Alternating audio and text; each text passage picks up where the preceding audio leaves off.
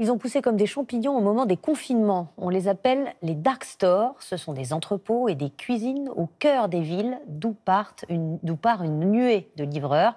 Mais ils n'ont pas bonne presse car les livreurs en scooter, ça fait du bruit. Et puis certaines mairies leur ont mis des bâtons dans les roues. L'enquête d'Alexandre Guin et Violaine Vermougo.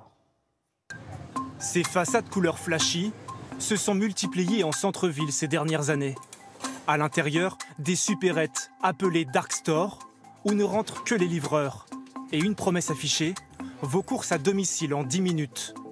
Mais un modèle en crise, 9 entreprises l'an dernier, après rachat et fusion, plus que 2 grands groupes aujourd'hui. Alors, est-ce bientôt la fin des dark stores? Au cœur de Paris, dans cet entrepôt. Okay. Du coup, là, je viens de recevoir la commande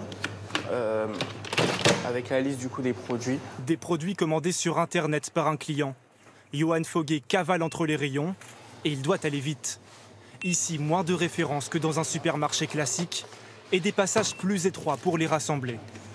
Il faut faire attention en fait à bien prendre les bons produits. En 2 minutes seulement, la commande est prête. Et voilà. Alors là, on a fini du coup de compléter tous les articles. Des courses d'appoint.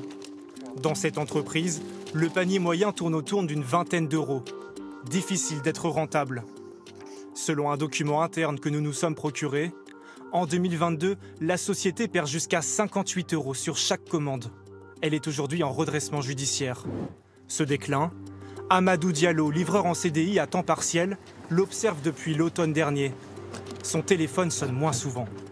Avant, on faisait plusieurs commandes en même temps parfois.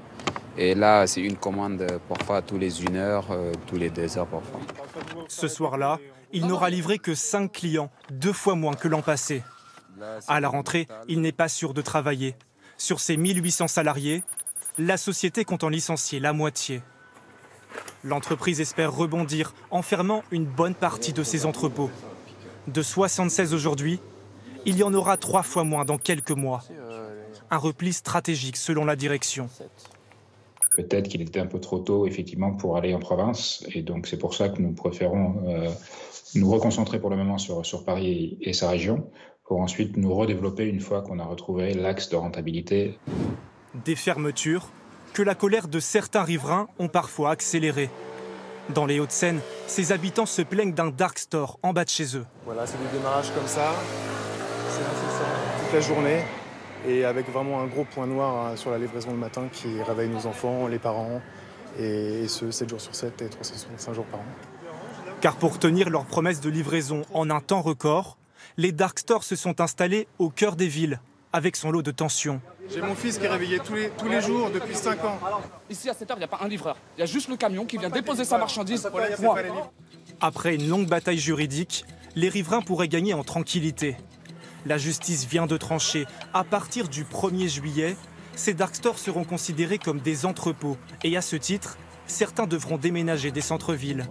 Mais selon cet expert, les entreprises cherchent déjà la parade. Une des solutions aussi pour contourner un peu le contexte réglementaire, c'est ne pas seulement être un dark store, donc un endroit où on prépare les commandes, tout simplement, mais être aussi un magasin où on peut du coup venir récupérer ses courses.